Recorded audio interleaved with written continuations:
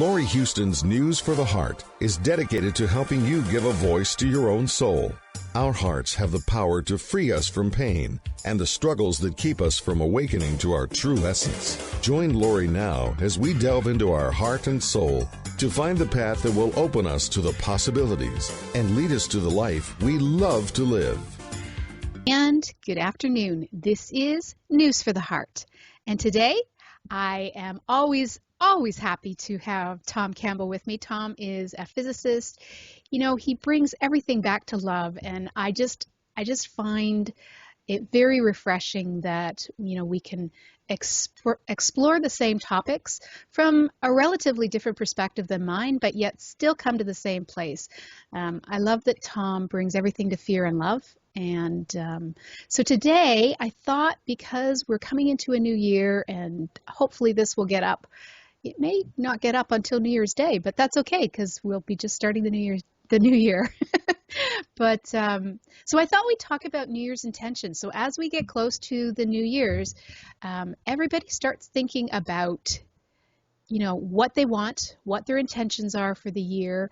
They kind of make all of these list of goals. And then by about day 4 or 5, the goals are all gone because they've done something and then they get upset, and that's kind of how it tends to go for everybody. So welcome, Tom. Well, thank you, Laurie. It's always glad to be here. You know I love you. Yeah, well, I love you too, Laurie. It's I enjoy these talks with you. They're always fun. They are. So I know that usually the top ones have something to do with getting healthy, losing weight, stop smoking, stop drinking. You know, the sad thing is that probably some people try to do all of those all at once. And of course, all of these things are things outside of ourselves. They're not dealing with the emotional connection or the emotional response that is the reason why we have these addictions. And so let's just kind of talk about New Year's resolutions, and we're going to call them New Year's intentions because that's putting it in a different spin and allows us to see it from a different perspective. Okay. I think that most people, when they make these intentions or resolutions, they do so from their intellect. Yeah. These are things that they think they should do. I should lose weight.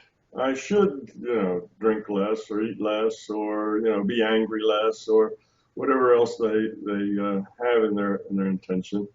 But that's an intellectual process. They look at themselves, and that's good, this introspection, and taking a little time out to look back and see where you might improve. That's a very good thing. And it should be done more often than once a year. It should be done like every day. But that it's done at all is good. Right. And when you look back, the problem is that if you make these intentions just from the intellect, there's no commitment involved. It's not really something that you're making from the being level. In my work, I differentiate between the being level and the intellectual level. Yes. And the intellectual level is mostly justification, for the ego. Ego, yeah. So we want to justify. And we say, well, okay, I haven't been doing this so well. I'm overweight. I really ought to lose weight. I ought to be nicer to the children. I ought to do this. I ought to do that. And it's all intellectual. And it's because we feel bad about it that we feel like, we need to, we ought to make a change there. But all of that is at the egoic level. It's all at the intellectual level. There's no commitment behind it. So yes, by day 4 or 5 or, the next month or something, well, we go ahead and we eat that bag of chips or, buy that box of cookies anyway. And then our ego justifies it and says, well, that's just once. I've been really good up until now. I haven't eaten any cookies and, just one box won't hurt. And I'll share them with everybody else. I won't even, and so on. So you justify it, and then that's one step back to just where you were, and then you justify the next time, and eventually say, well, maybe next year. Yeah. Later. I'll do it next week. This is not a good time. I'm real stressed right now. I've got all these things going on, all this stress. just not a good time for me to give up cookies. I'll wait and do that some other time. So our intellect just justifies what our ego needs to hear. Right. It needs to hear that we need to change, okay? Because we feel a little guilty. All right, I'm fat. I'm not maybe nice to my kids as I should be. I'm a little more self-centered than I like to be, and so on. And we see those things. So the way we live with them without really changing them is pretend that we're going to do something about it. Right. And that's what New Year's resolutions are for the most part. It's us at the intellectual level. The pretense is a sop to the ego, because that'll make us feel better that, all right, we're going to take these seriously and we're going to change these things. But because there's no commitment, we really don't. Now we make some effort, as long as the intellect can kind of get in the way and say, oh no, let those cookies go. But before long, the real us comes out and our habits come back, and then we excuse them. It's not a good time. So much stress right now.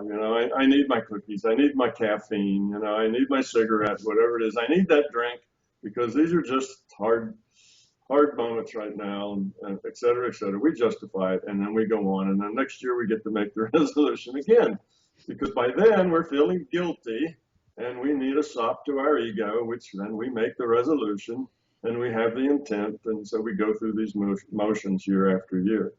And part of the problem is that we are not authentic.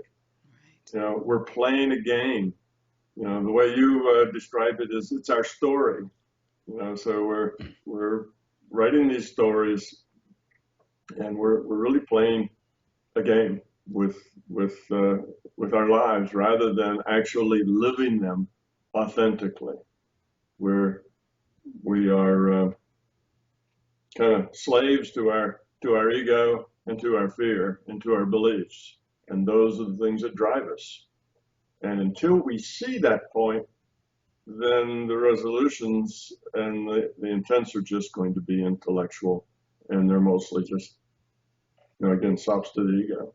Right. So that's the point. We have to really get to the point where we realize at a being level who and what we are, that we have the courage to be ourselves, just to be who we are, and then more courage to actually change if we don't really like who we are. Right. You see? And that's real change now, not just pretend change from an intellectual level, but real change at the being level, which means you become a different person. Not the same person who is now forcing oneself to act better, but a genuine, authentic person who just is how they are and becomes better. There's a difference. Right. You can act better, and if you don't eat those cookies, you don't buy any of that junk food or whatever for a month or 2 months. Well, that's the intellect. That's kind of sweeping the problem under the rug. The intellect's doing that, but it won't stick. It won't last, because it's just the intellect. You have to be different. You have to not want any of those things, because now you've changed, because you have commitment. You say, as long as you want them, oh, I want them, but I can't have them.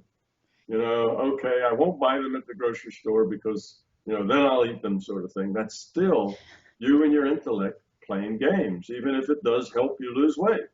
Right. What you need to do is be authentic and be who you are, and then change that who you are, to make yourself happy, so that when you're authentic, you're a happy person.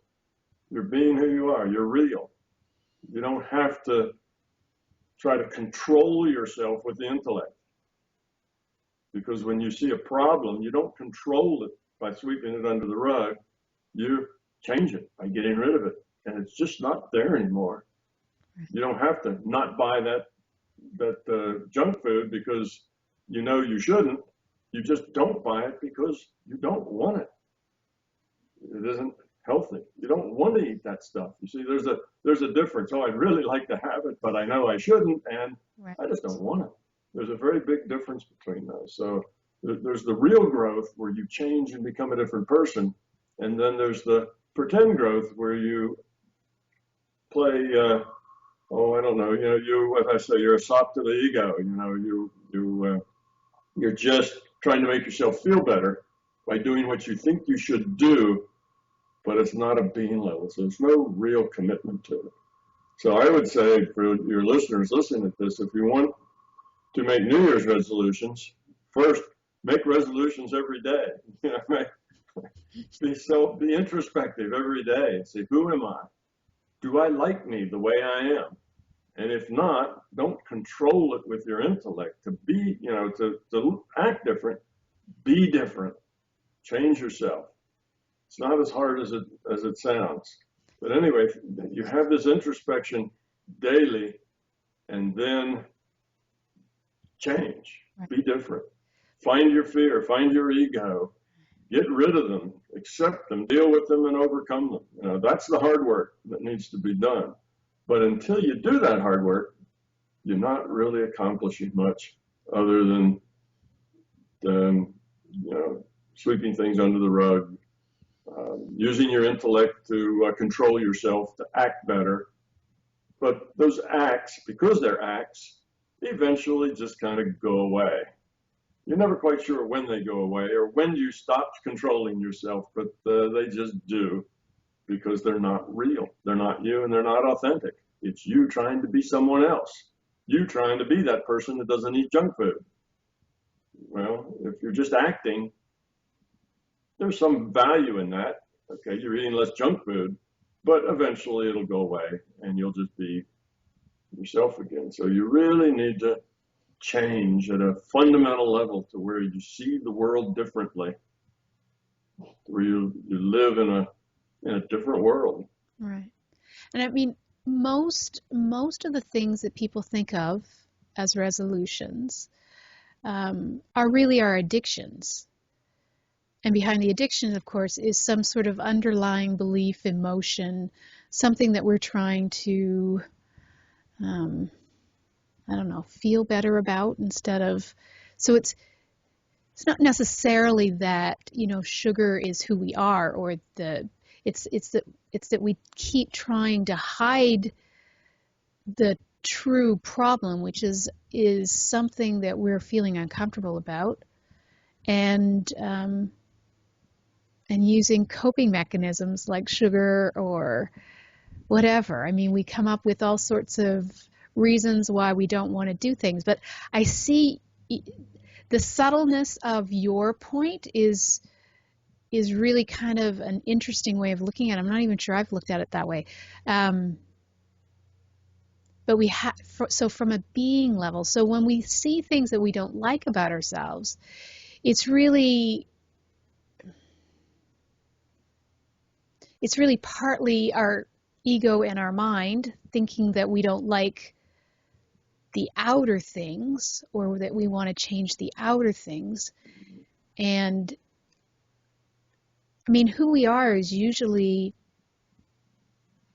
so well hidden due to age, well, depending on how old you are, but due to age and our experiences and everything that sort of we feel has happened to us. And we kind of set those stories, and we kind of sit in those stories, and we don't even realize that, from what you've said, all the things that we're trying to do is really just the ego trying to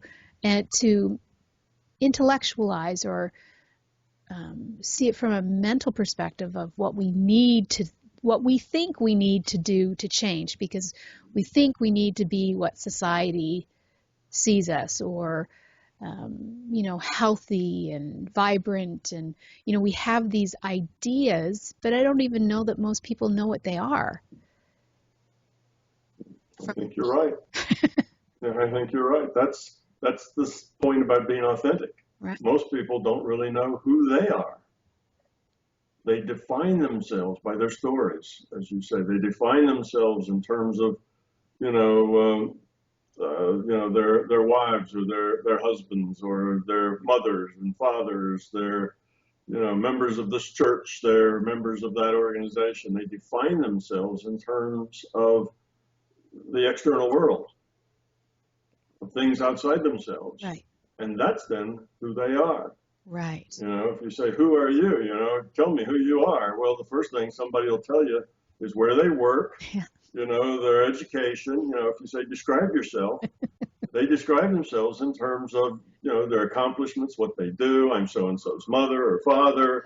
You know, I went to this school, I have this degree, I work in this job. That's how people describe themselves. If you just say, well, tell me about a little bit about yourself. Who are you? Then we get all this, you know, we are defined by external things. But that's not what we are. We're consciousness. We're a being. You know, we're aware. We make choices. And that's the authentic person, not the, you know, not what we've done, not what we've accomplished, or even what our dreams are. You know, it's who are we inside? And most people would say, I have no idea. I don't have any idea who I am inside. I just do what I do, and you know, and I describe myself in terms of other things. And we react, and we, you know, it's like we're not even aware on a very subtle level, because most of the time we're just reacting to, you know, past experiences. We're reacting to the story that we think we've now kind of identified ourselves with, and we're not even closely connected to who we are authentically. Like, Sure. it's really interesting though. Like, it's how do you get to that place where you know who you are without those stories, without, you know, because all the things that we identify ourselves with, all the ways society has, like, because this is what we do. We come up with New Year's resolutions thinking that this is the year we're going to make a change, right? Like, nobody comes into it thinking, yeah, it's not going to happen. I mean, people sincerely believe that they are going to make a change this year. Right. And if that belief or that desire, that wish is intellectual, instead of being at the being level, and a lot of people will say, what is this intellectual being level? You know, how do I separate those? What is that? But the intellectual level is who you think you are, who you'd like to be. It's your intellectual view of yourself. It's your own interpretation, your intellectual interpretation of who you are. Your being level is who you actually are. That's you at the core. That's you at the center of your being, who you are.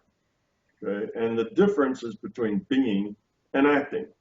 If you're acting, you know, I act nice, I act polite, I act, you know, like I'm having a good time at your party, you know, I act, you know, these ways because that's socially acceptable. So that's the way I act. But it's not necessarily the way I really feel or the way I am. I may be bored, or I may be upset for some reason, or I may be this or that, but I act polite and I smile and I carry on conversation and I do all that. You see, one is acting, the other is being. Right. One is being driven by the intellectual level of acting how I think I should be, all the things I've learned about being polite and sociable and the social graces and all of that. That's what I've learned. And the other is just who I am. It's not any acting. It's not from the intellect. It's just fundamental me, you see, at the being level. So that's really the difference between the being level and the intellectual level. Now, the intellectual level can be very civilizing. Okay, we learn good manners, right? So we're not rude. It's not, all about us. We wait and listen to the other people talk, even though we're really not interested at all in what they're having to say. We wait until they're quiet so that we can say something that's important, you see, Yes. and that we want to contribute. So it's a matter of each person biding their time till they get to talk, and they really don't care a whole lot about what other people are saying one way or another. That's just politeness. So, our acting can be very civilizing. Right. It makes us, it socially helps us interact with other people. So there is some benefit in it. It just isn't us, and it won't change us, and it won't make us better fundamentally at the being level. It may make us more polite. It may make us more, nicer to other people. Other people may like us better because we have this veneer, from our intellect and our ego, which is what we think we ought to be. Right. And yes, okay, we're more civilized now because of that veneer, but we're still the same person underneath, you see. There's a difference between those. And what we need to change isn't to be a better actor. Right. So we don't want to go into that grocery store and with our intellect say, don't buy the junk food. Well, that's maybe healthful in a way, but it doesn't stick, it doesn't last. We can't really do that because it's not the way we are. It's just an act. We need to get to the point where we listen to other people talk because we're interested in those people. It's not necessarily the facts or the content that they're telling us that's so interesting. It's them. It's interacting with them. They're sharing a part of themselves. They're showing you a part of their own being level, you see, and that's what's interesting. Whether they're talking about their children or their school or whatever, all the content isn't really where the message is. The message is in the connection with those people as human beings in their lives and what is interesting to them and what lights them up, what is significant in their life. That's what's interesting, not the content, not the, because this is content, and it doesn't matter. It's just the content that they happen to be talking about, but they're sharing something of themselves from their own being level. And that connection with other people is very valuable.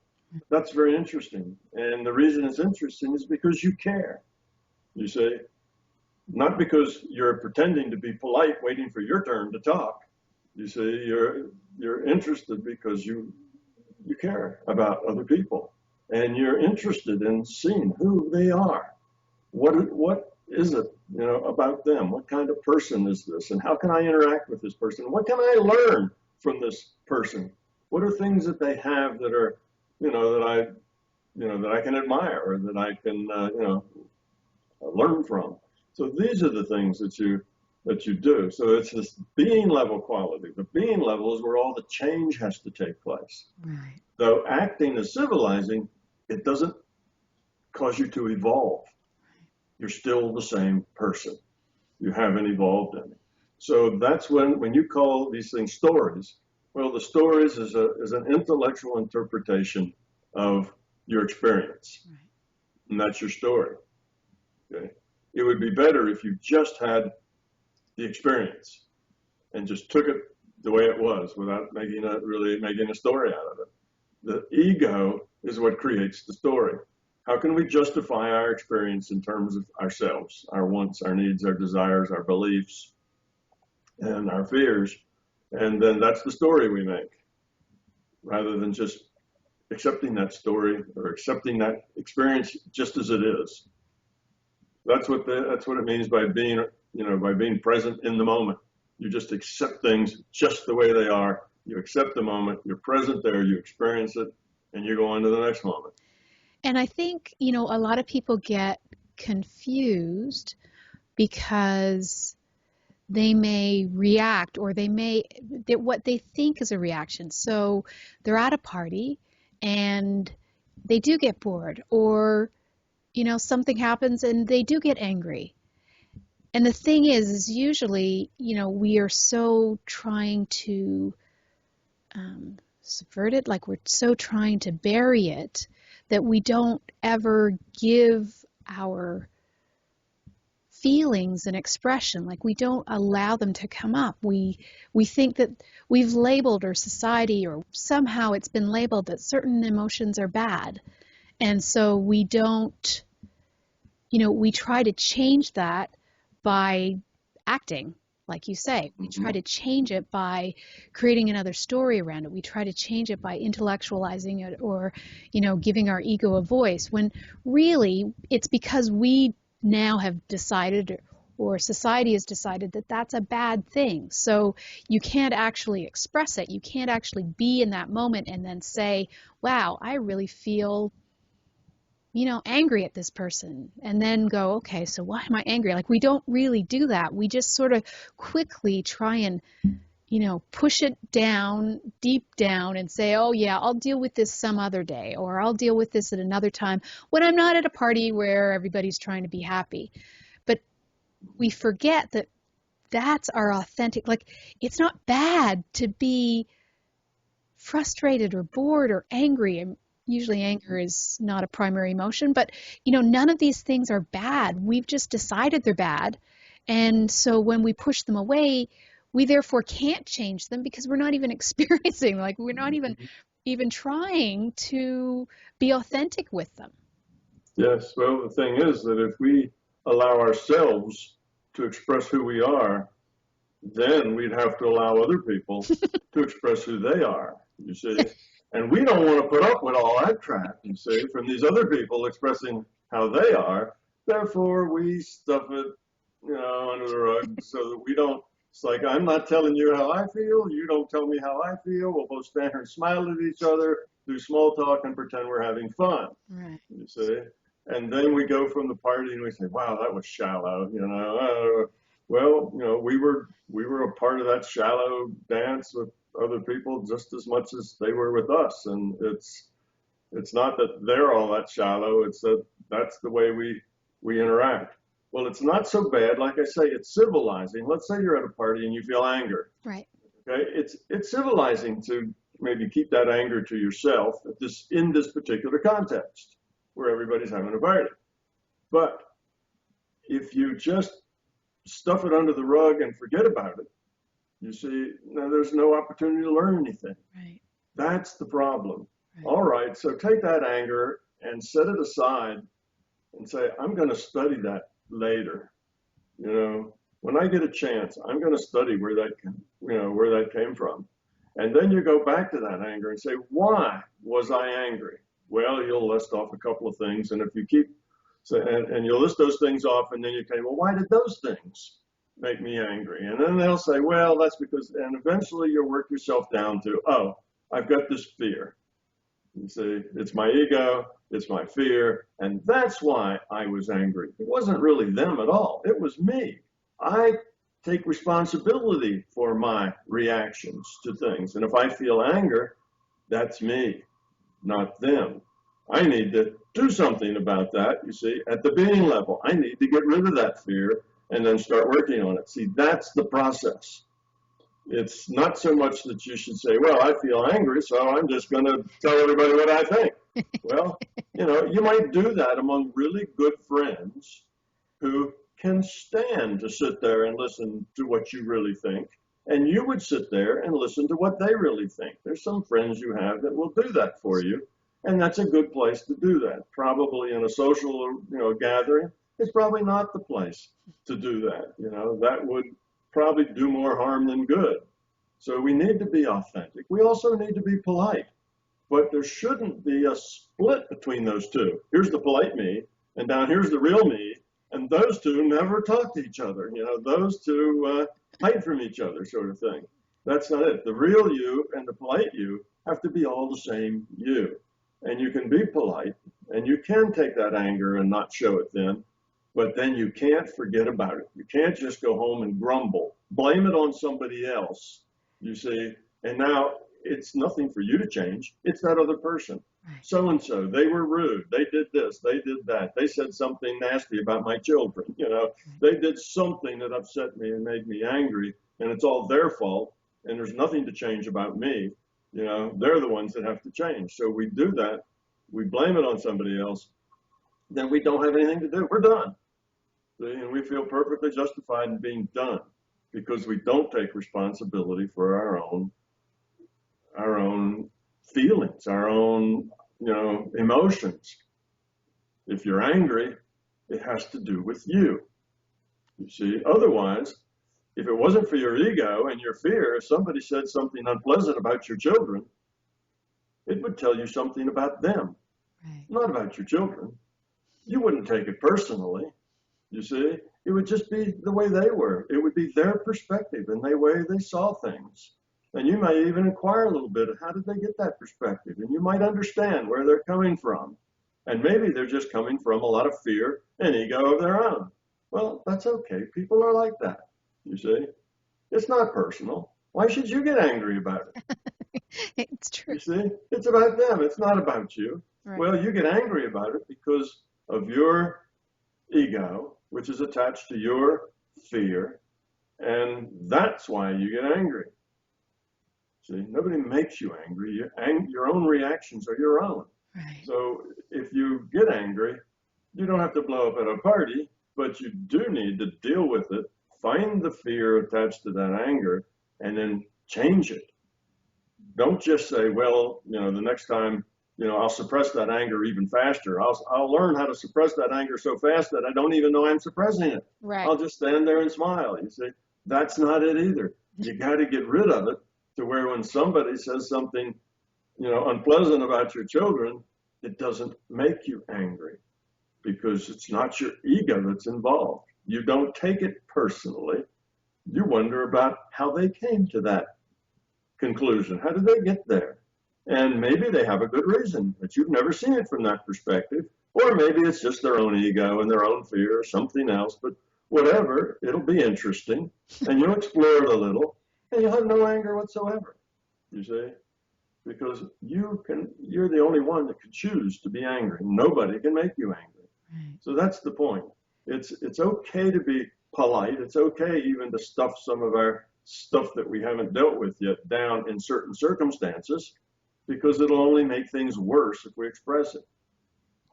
Maybe we can express it to some good friends that we have that will, we can tell them our inner thoughts and they can tell us their inner thoughts, and nobody gets upset about it or nobody gets judgmental. They just listen. If you have friends that are that good, many people don't have any friends that are that good. But anyway, you can't let it go. You have to deal with it. Any negative emotion that you ever feel, anytime, over any reason, if you've got a negative emotion, and that goes along with anxiety, upset, feeling guilty, any of these things that are negative emotions, if you feel any of them, don't just let them go. Don't blame them on somebody else. Don't justify them. Find out the fear, the ego and the fear, and then change it. Get rid of it so that it's not there anymore, so that you can have all those same experiences and you won't have the negative emotion. Well, you without negative emotions is a happy you. You without negative emotions is somebody who's having fun in life, who, doesn't have these problems, doesn't have the anxiety and so on. So that's how you end up being a happy camper rather than always struggling through your life. You get rid of it. You have to deal with things at the being level, change, become a different person. And that's the solution, you see, to the problem. Right. I think it's a really valid point to bring up again, is that, any emotion that we have, it's authentic because it's from a being level versus a doing, but it often comes from, a reaction of the past, and it always has to do with our ego getting, attached to something. It's somehow, it's us,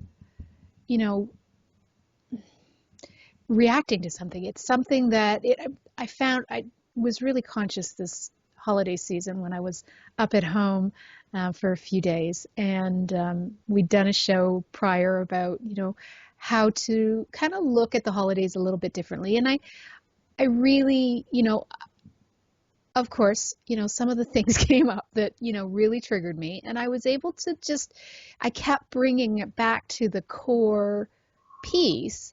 But the core piece that I, react to has to do with not feeling supported.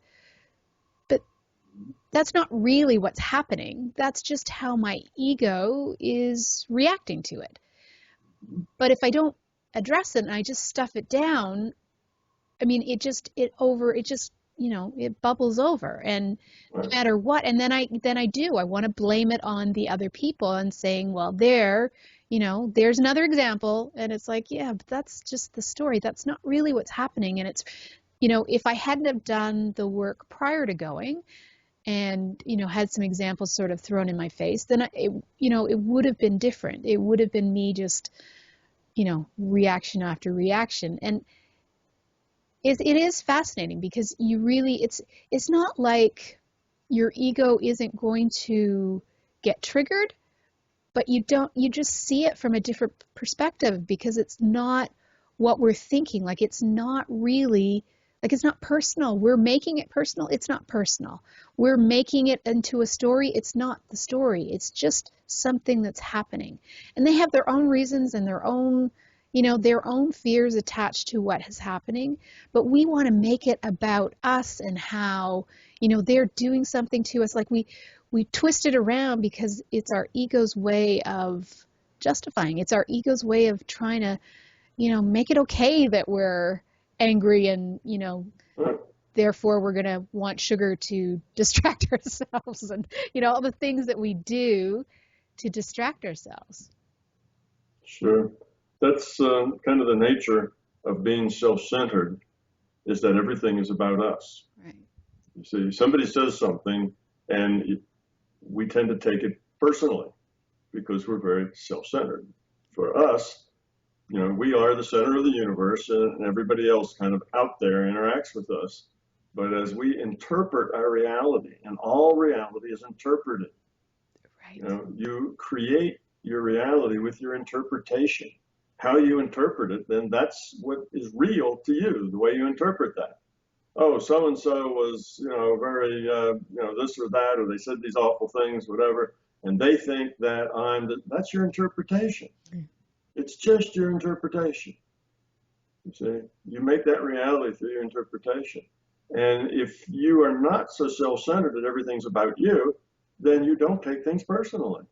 It's not about you. If so-and-so says something, about, oh, you still doing that stupid stuff with, with meditation, then it's not about you. Right. You see, it's not that your fear of inadequacy and not being held in esteem by other people because you have this inadequacy fear, you see, that's your fear, that's your reaction, then that's how you interpret it.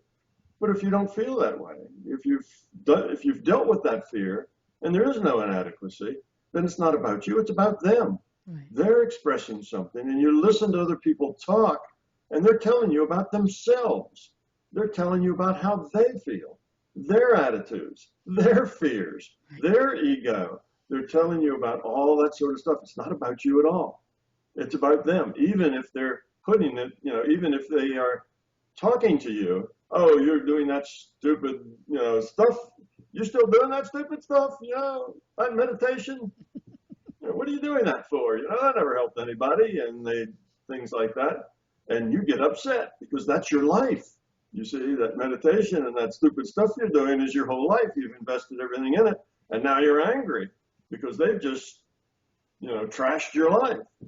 They haven't done anything of the sort. No. They've just told you about how they feel. Right. What does that have to do with you?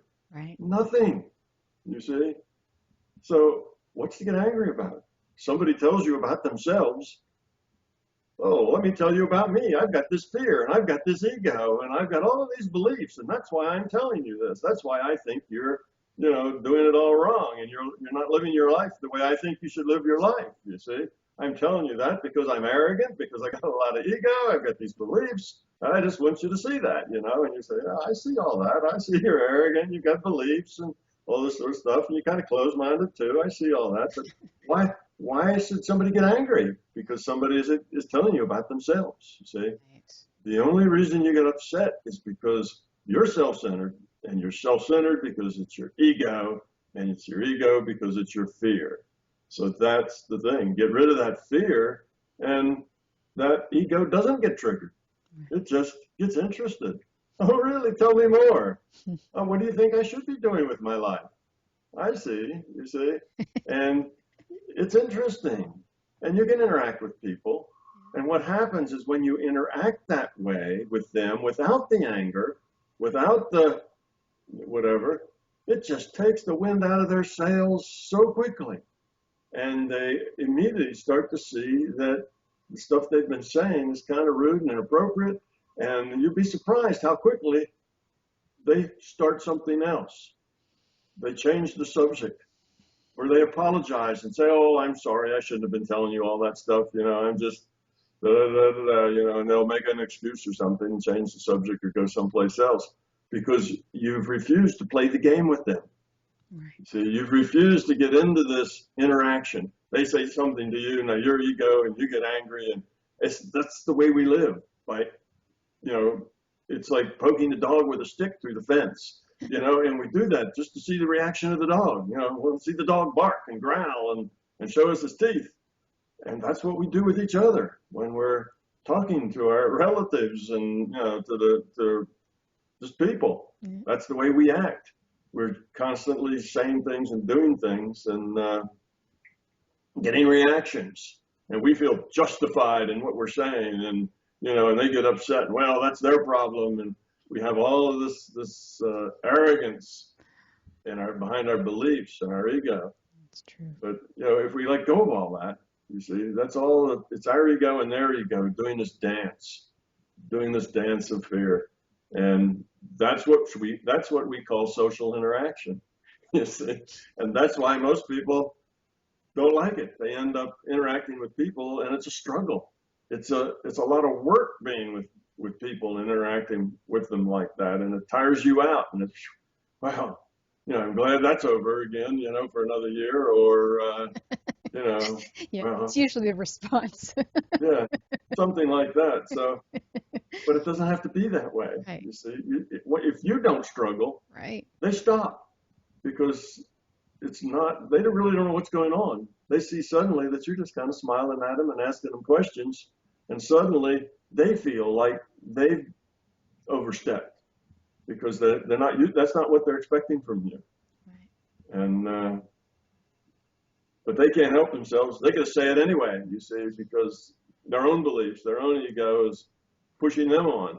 But if you don't respond, it gives them a chance to see a little bit about how they're acting. Whereas if you do respond, then they're justified in everything that they've been telling you, you see. So that's how as you get rid of your ego, you help other people get rid of theirs, just by being there and interacting with them and not getting into the dance of fear. Right. And people will kind of back up and say, I said all those things. I told her what I thought of her, and she just asked me questions and smiled at me. I wonder why she did that, because I was really being pretty rude to her. Oh, yeah, I guess I am rude sometimes, and, maybe I shouldn't be that way. And it helps them grow up. So just getting rid of your own fear helps everybody around you grow up as well. And it makes you so that your ego doesn't get energized. And now you can have conversations with these people, and it's fun. They're just explaining to you how they are. And you're learning about them at a deeper level. And you can have compassion for them, because you realize they're saying this stuff to you because they're all twisted up around this fear and these beliefs and these stories that they have that makes them do that. They feel obligated to tell you how you should live your life. Right. Well, why do they feel that way? Well, it's their own fear.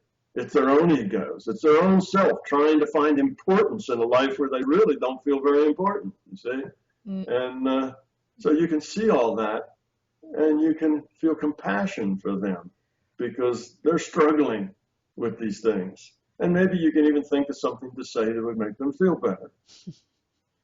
You see, it just turns the whole thing around. So you don't have to do that dance with people.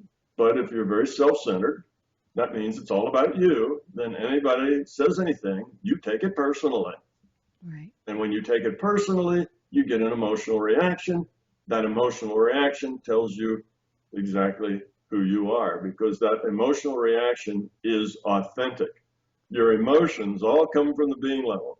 None of us ever think about having an emotion. We don't say, well, I think I'm going to get angry because of what he said, We don't intellectualize our emotions. They come all by themselves. They jump right up out of the core of us, and that's who we are.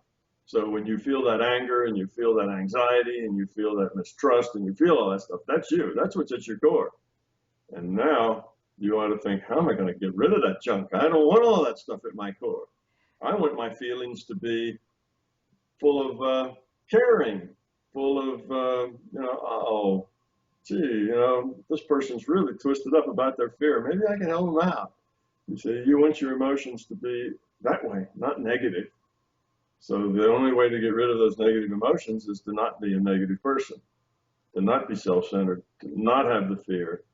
And that's what our New Year's resolutions ought to really be about, but it shouldn't be New Year's. Our everyday resolutions ought to be about finding and getting rid of that fear. Then we don't act that way. Right. See, and that'll be a hard thing for people to understand. They think, well, if somebody says something bad about my children, I'm going to get mad. Yes. Well, you shouldn't get mad. It's them.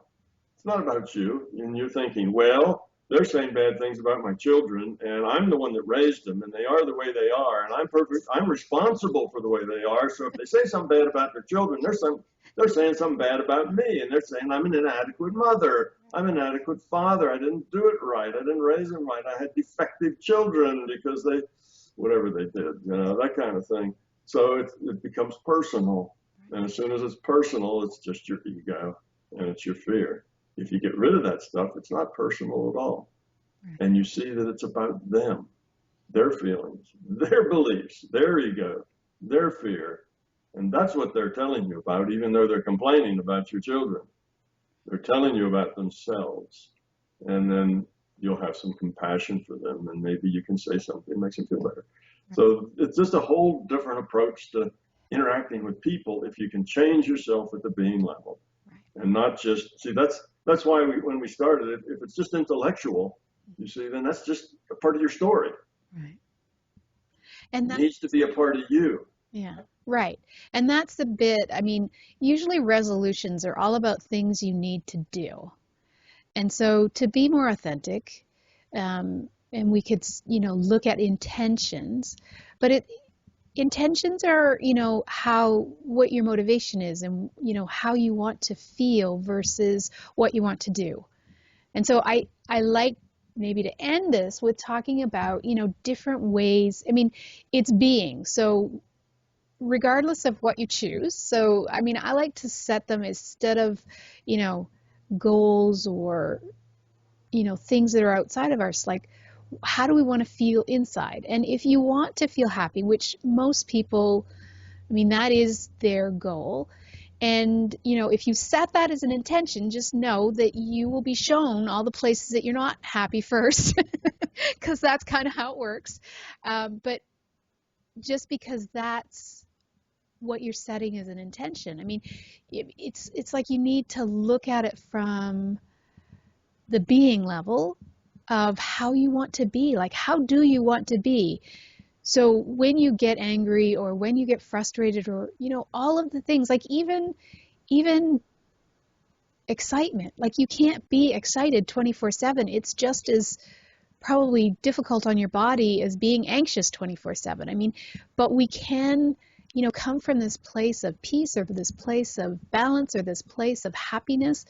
But we keep thinking that it's something outside of ourselves instead of something inside. And that's kind of the intention aspect that I wanted to, just talk about just a little bit. We don't have a whole lot of time, but, just because I think that's where we want to end this, in that, as you're thinking of the new year, I loved what you said on the holiday thing, because it allowed you to sort of step back and review some of the way you interact. There is no other place that will impact us as much as our family does. That is the one place where we grow the most, because it's just the way it's been set up. The closer our relationships are, the more we grow. So looking at our family dynamics and how our families typically interact and how you interact with them, how you, like, taking responsibility for your actions and your interactions with them. But in this case, if we want to set an intention, and I love the fact, I think it's the best thing would be whatever intentions you set them every morning when you wake up. But, it's not just about New Year's Day. It's not just a day. It's your whole life. It's not like this. There's going to be an end to this goal, like growth and love and all the things that we want within our lives. It's not like we're not going to just get there someday and then there's not going to be anything else. It's like it's a continuous pattern of growth. We are always, it's something we need to look at every day. It's not something that we can, yeah, we can take a break if you want. You can go on vacation, you can do whatever you want, but it's still something that you need to look at every day. It's not like we're going to get to some place. We may become enlightened, but even enlightened beings, they still have growth to do. We always will have growth. We'll always be moving forward. That's absolutely right. That's very well said. There's not an end point. It's not like, well, I'm going to change a few things and then I'll be perfect, and it's not like that. It's something you continually work at. Sure. It's something you continually, and it's not you continually work because you haven't gotten there yet. Right. It's not so much that either. It's just that you have to continually grow. Right. Now, in the physics end of the world, I compare that with entropy. Entropy just happens. Entropy happens. Things fall apart, things decay, things have a shelf life. Everything, and the way you turn that around is with effort. You turn that around by continually putting effort to keep things, as they should be. Because naturally, things, if you ever say, "Oh, I'm enlightened now. I'm as perfect as anybody has ever been. So now I quit." You see, I've made it. Well, what you will do is from that moment on, you will start de-evolving, coming apart. You will start to lose all the hard-won gains because it takes continual effort to be there. And when you make these resolutions, these intentions for yourself, don't confuse doing with being, and don't confuse intellect with the being level. So don't say, all right, I really want to change. I'm going to be more positive. I'm going to do this. And you can imagine yourself now talking to people, smiling, being more positive. But that's not it. It's not that you are going, because right away you'll start acting that way because now you're trying to do something. But what you have to do is to get rid of the fear that's making you see, not smiley and not happy. So it's not a matter of acting. And a lot of us confuse that because our lives are so dominated by our intellects that we don't even think of changing. We don't even know that we can change at a deeper level. So we think, I'm going to make I want to be a happier person, and I'm going to be nicer to people. I'm not going to get angry. I'm going to do all this stuff. And you kind of see yourself in your mind being nice and being happy and being polite and so on. And then you'll try to be that way. But see, when I say try to be that way, you don't even think about actually changing at the being level. That try to be that way automatically converts into, I'm going to try to act that way. And when we say be that way, we really mean act that way. So don't let that confusion happen. The way you get happy is by getting rid of the ego and the fear. It's not by acting better, and it's not by other people changing. It's by you getting rid of your ego and the fear that creates that ego. That's how you get happy. That's how you get rid of the stress and struggle in your life. You do it by changing you, not by changing other people. So all of your resolutions really ought to be about changing yourself, not necessarily your behavior. As you change yourself, your behavior will change. The things you say and the way you are, it just changes automatically. You don't have to act. You need to, I think you put it very well, you need to change so that you don't have those negative feelings. Not that you are better at suppressing them, right? But you just don't have them. And the only way you can get rid of them is by changing yourself at the being level. Those negative emotions and feelings are there because that's the way you are. At your core, you've got all this negativity, you see, which has to do with your fear and ego. Well, you need to get rid of that. You deal with those fears, and you just don't feel that anymore. These things that used to upset you just don't upset you anymore. Matter of fact, you learn from them, and you're helpful to other people rather than getting angry at other people. So it just changes the whole paradigm of how you interact. And that's really what we're shooting for, not just using our intellect to act better. So that's the That's a very key thing that people will miss. It is subtle Yeah. because we lead with our intellect so much that we don't see that there's any other dimension to us. Right. You know, but there is. It's that being level is really who we are, and we need to get authentic, and we need to change that to where who we are is love and caring and compassion. And Not that we act that way, but that we are that way. And it doesn't mean that our intellect is bad, because No. it's not. It's a very useful tool if we Yeah. only see it as a tool instead of seeing it as who we are. But yeah, I mean, we kind of downplay the ego in the intellect, but the intellect is really a very important tool. It allows Absolutely. us, do a lot of things. It's not what we're talking about with regards to being. And we often it's the mind and the ego that's in the driver's seat and not the being level. And that's kind of the goal that we're looking for. And, if people looked at it that way and, really made an effort to always be conscious of, the inner fears that keep getting triggered and keep tripping us up and moving us into a story and moving us into an explanation and a justification and all the things that happen, then we would be more capable of really making the changes that we're wanting to change. Sure. So yeah, you're right. Intellect is very important. That intellect can express who we are. Right. And it can express us as ego and fear, and it can express us as love and compassion. You see, the intellect will express whoever we are. So if the intellect says you got to act better, well, then that is an intellect expressing ego, because ego is all about image and acting and appearance and that sort of thing. But if that intellect says you got to be better, it's not acting. You need to be authentic and you need to get rid of that fear. Well, that's an intellect you need to pay attention to, because that's an intellect in service of your being level, not in service of your fear and ego. So the intellect isn't a problem. The intellect will express, whatever it is you are. And if that intellect is expressing your fear and expressing your ego and expressing your beliefs, then the intellect then is a problem, not because it's an intellect, but it's because you're a problem. See, it's not the intellect that's the villain here. Yeah. So we have to change ourselves, and the intellect will express whoever it is we are.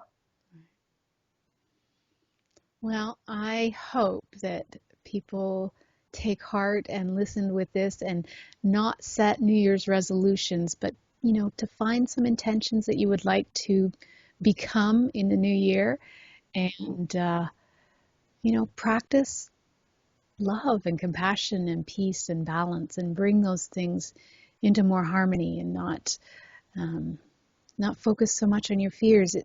It's actually a very simple thing to do. It's not so easy to actually do. However, if you really truly want to grow and evolve towards love, these are the tools that will assist you to get where you're wanting to go. And I think that's why we're all here. So I want to. It seems like a really hard thing when people try it. I mean, intellectually, it's very simple, right? Oh, it's easy. Just get rid of your ego and your fear. That's simple. It's just one-step process. Absolutely. Just do that, and everything else takes care of itself.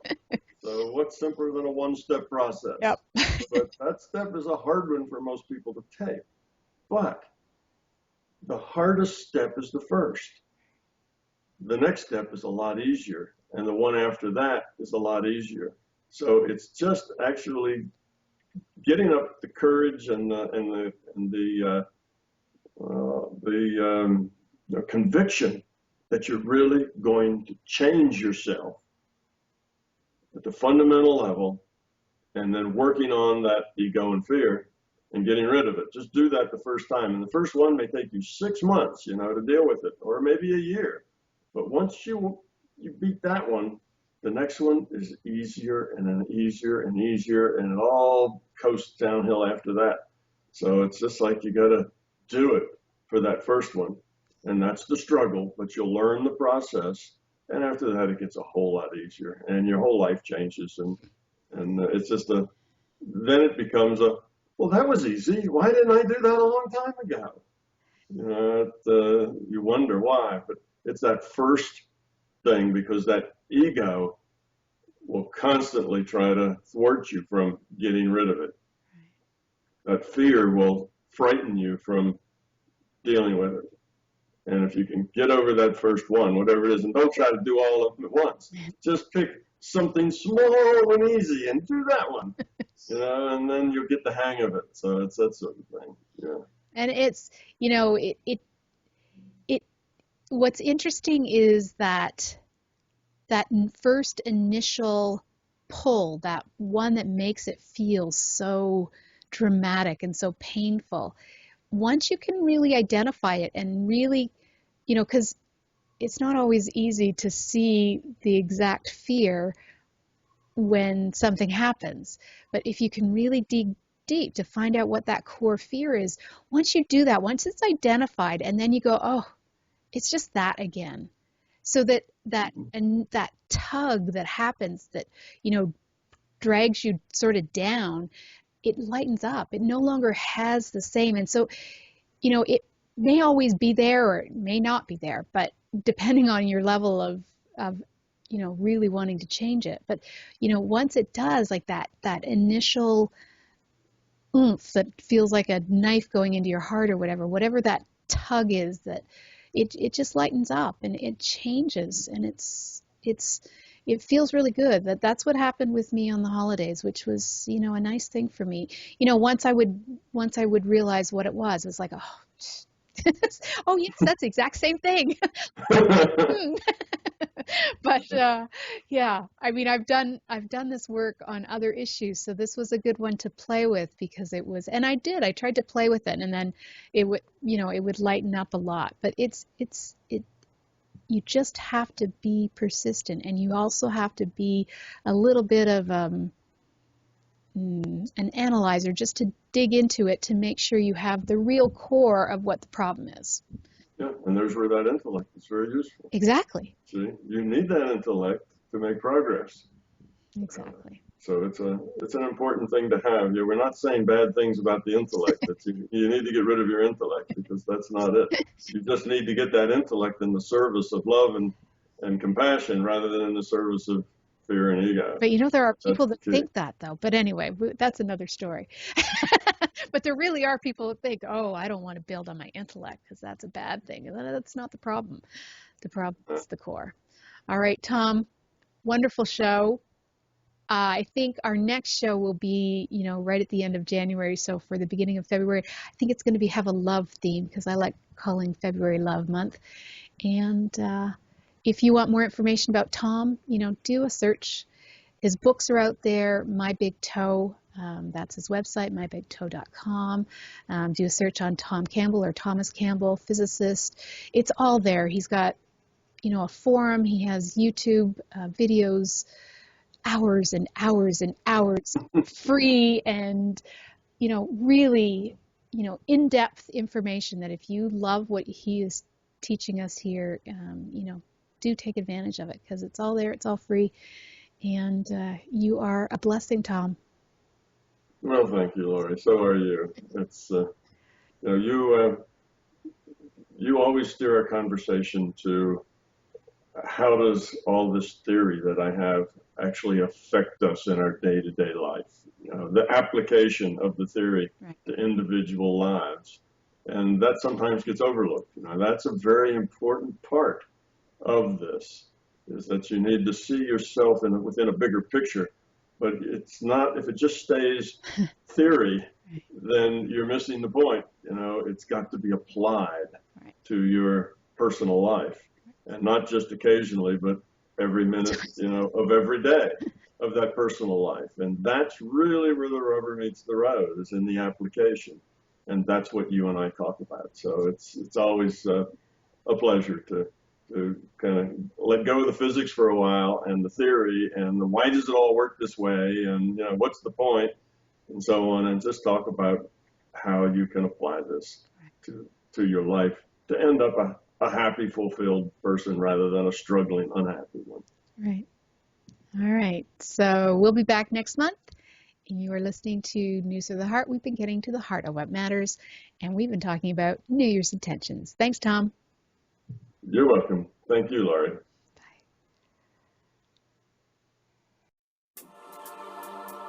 Have a question for Laurie and want to be on the next News from the Heart show? Drop us a line via instant feedback at bmajor.org. News from the Heart is brought to you by Intuitive Soul and is produced by Major Radio for Clear Channel's iHeartRadio and bmajor.org.